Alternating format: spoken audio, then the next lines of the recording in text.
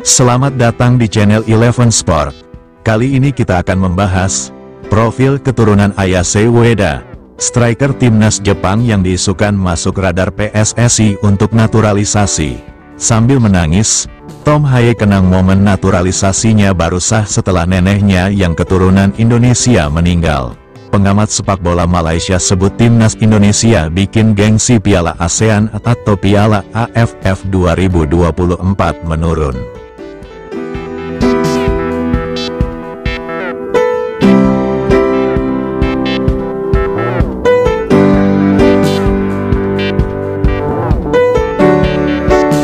Pengamat sepak bola Malaysia, Zakaria Rahim, menyebut timnas Indonesia membuat gengsi Piala AFF 2024 atau sekarang yang bernama Piala ASEAN Mitsubishi Electric Cup 2024 menurun.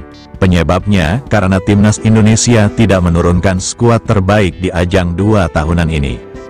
Sekadar diketahui, Sintayong memilih pemain U22 untuk mengarungi Piala ASEAN Mitsubishi Electric Cup 2024 yang berlangsung dari tanggal 8 Desember tahun 2024 hingga tanggal 5 Januari tahun 2025. Dari 33 pemain yang dipersiapkan, hanya 10 personel yang pernah mengecap caps bersama timnas Indonesia senior. Dari 10 pemain itu, hanya ada satu pemain yang usianya di atas 22 tahun, yakni Asnawi Mangkualam, 25 tahun. Karena itu Zakaria Rahim meminta Federasi Sepak Bola Malaysia atau FAM menurunkan para pemain terbaiknya di Piala ASEAN Mitsubishi Electric Cup 2024.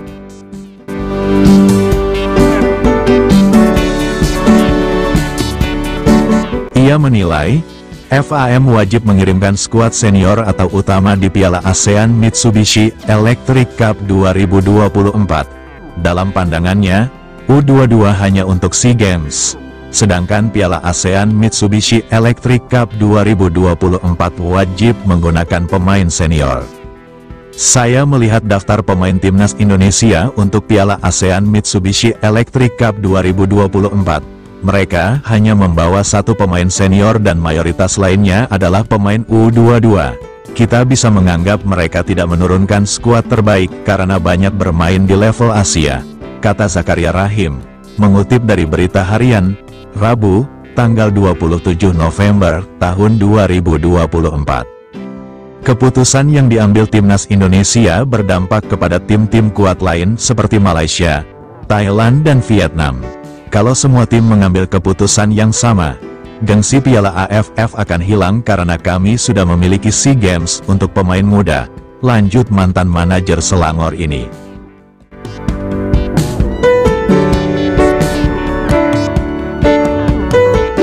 Menarik menanti hasil yang didapat timnas Indonesia di Piala ASEAN Mitsubishi Electric Cup 2024, sekalipun menurunkan pemain muda. Timnas Indonesia tergabung di grup B bersama Myanmar, Laos, Vietnam dan Filipina.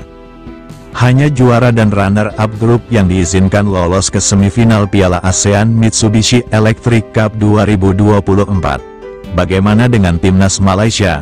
Pelatih timnas Malaysia Pau Marty Vicente belum mengumumkan pemain untuk Piala ASEAN Mitsubishi Electric Cup 2024. Satu yang pasti, timnas Malaysia tergabung di grup A bersama Thailand, Singapura, Kamboja dan Timor Leste.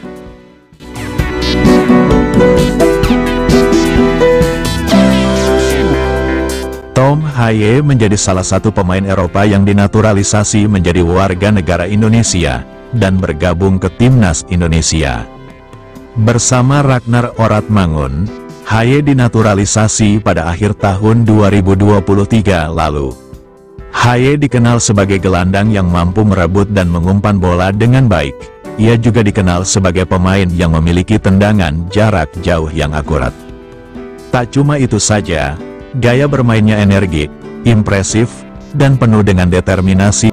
Kemampuan bermainnya di lapangan kemudian membuat Sintayong mempercayakannya untuk ikut membela Indonesia hingga ke ajang putaran ketiga kualifikasi Piala Dunia 2026 zona Asia. Seperti yang sudah disebutkan sebelumnya, bahwa Tom Haye merupakan salah satu pemain naturalisasi, hasil dari proyek yang dijalankan oleh PSSI.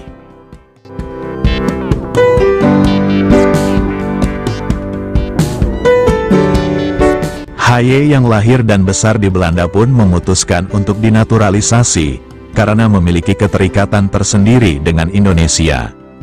Darah Indonesia, pemain kelahiran tahun 1995 itu mengalir deras dari kakek dan neneknya. Diketahui, sang kakek berdarah Solo, Jawa Tengah, sedangkan neneknya adalah keturunan Manado, Sulawesi Utara. Dalam sebuah podcast bersama media Belanda FC Afkiken, Haye mengaku bahwa ia memiliki hubungan keluarga yang sangat kuat, terutama dengan kakek dan neneknya. Haye menyebut bahwa opanya itu selalu menjadi penggemar terbesarnya. Sementara sang nenek memberikan respon yang berarti baginya, saat ia memberitahu bahwa dirinya akan dinaturalisasi dan memegang status WNI.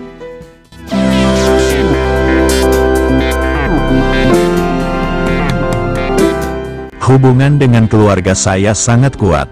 Kakek saya selalu menjadi penggemar terbesar saya. Tapi dia sudah meninggal beberapa tahun sebelumnya, ujar Tom Haye, dilansir dari YouTube FC Afkiken pada Rabu, tanggal 27 November tahun 2024. Tapi nenek saya masih memiliki banyak keluarga di Indonesia. Fakta bahwa saya masih bisa mengatakan itu padanya dan dia masih bisa merespons, itu sangat berarti bagi saya, ungkapnya. Sayang, sang nenek yang kerap menceritakan tentang betapa indahnya Indonesia kepada Tom Haye itu justru meninggal dunia, tepat 1 hari setelah ia mendapatkan status WNI-nya. Sambil menahan tangis, Haye bercerita bahwa sebenarnya naturalisasi bisa dilanjutkan sebelum sang nenek meninggal dunia. Sebenarnya begini, saya mendengar bahwa naturalisasi bisa dilanjutnya, sebenarnya tepat sebelum dia meninggal, cerita Tom Haye. Air mata Tom Haye pecah ketika ia mulai menceritakan bagaimana ia sempat memberitahu sang nenek soal proses naturalisasinya hingga harus kembali lagi ke Belanda setelah mengurus dokumen naturalisasi untuk mengucapkan salam perpisahan kepada omanya itu.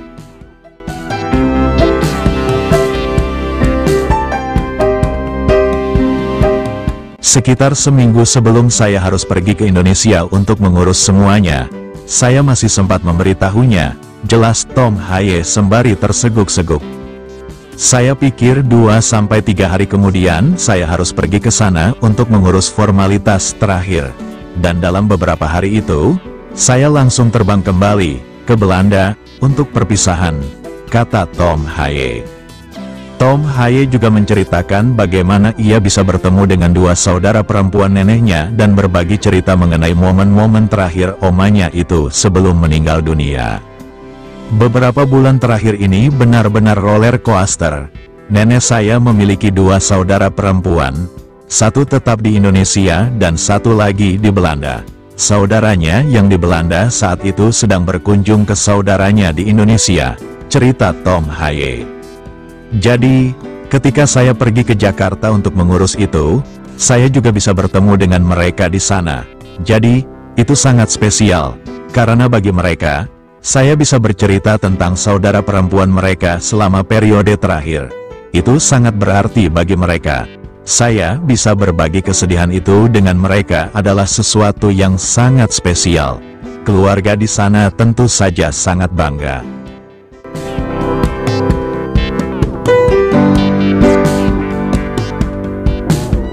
Striker timnas Jepang Ayase Ueda mendadak ramai diperbincangkan. Hal itu lantaran Ayase Ueda digadang akan jadi calon naturalisasi baru timnas Indonesia yang telah masuk radar PSSI.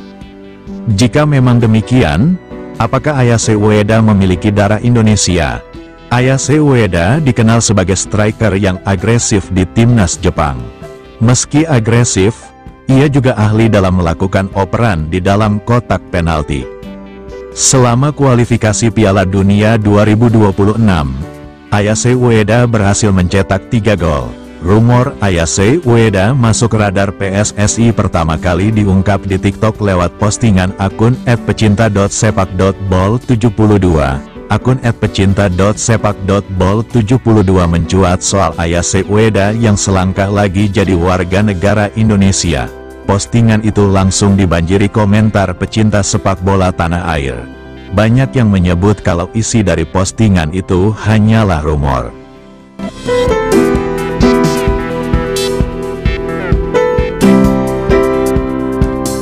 Lantas bagaimana profil Ayase Ueda? Ayase Ueda adalah striker timnas Jepang. Ia tengah bermain untuk klub Eredivisie Feyenoord. Ayase Ueda lahir di kota Mito, Jepang pada tanggal 28 Agustus tahun 1998. Pesepak bola 28 tahun itu mulai bermain sepak bola pada usia 6 tahun. Ia terinspirasi melihat ayahnya mencetak hat-trick dalam sebuah pertandingan. Ueda memulai karir mudanya dengan Kashima Antlers Norte saat di sekolah menengah pertama, dan kemudian melanjutkan bermain di sekolah menengah Kashima Gakuen.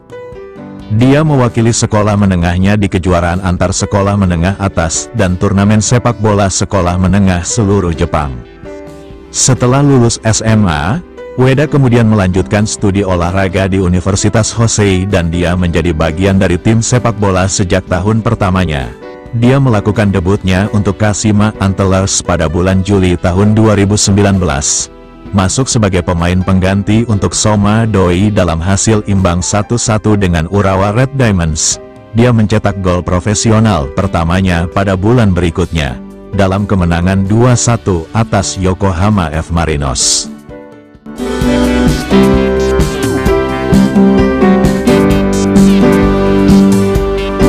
Pada tanggal 1 Juli tahun 2022, Ueda dikontrak oleh Cercle Brugge dengan kontrak 4 musim yang berlangsung hingga Juni tahun 2026. Ia melakukan debutnya dalam kekalahan Liga 2-0 dari Westerlo.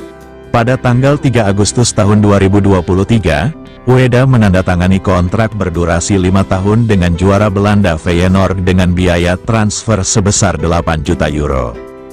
Ia diberi nomor punggung 9. Dia melakoni debutnya saat timnya bermain imbang 0-0 di Liga melawan Fortuna Sittard pada pertandingan pembukaan musim, setelah masuk sebagai pemain pengganti di babak kedua untuk Kualinski Hartman.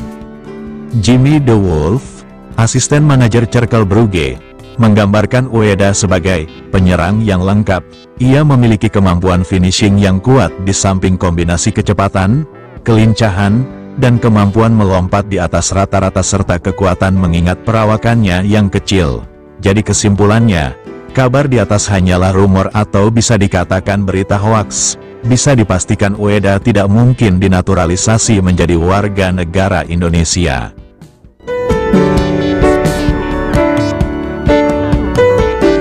Terima kasih sudah menonton video ini, mohon dukungannya, dan sebelum meninggalkan channel ini ada baiknya komen, like, and subscribe agar kami semangat memberikan informasi seputar sepak bola. Salam olahraga dari kami dan sampai jumpa di video selanjutnya.